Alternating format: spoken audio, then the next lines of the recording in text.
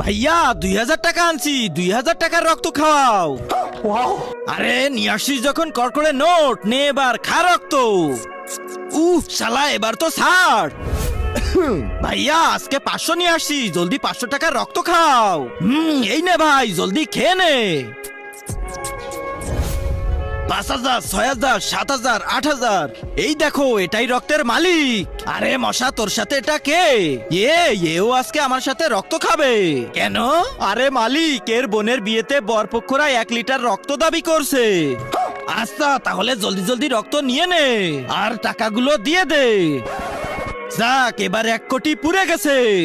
মালিক একটা কথা বলবো? হ্যাঁ বল। কোন মানুষেরা তো আমাদের তাদের আশেপাশে যেতেই দেয় না, আর আপনি এত ভালো মানুষ যে টাকার বদলে আমাদেরকে রক্ত খেতে দেন। আচ্ছা মশা ভাই, তাহলে আজকে তুমি একটা কথা শোনো।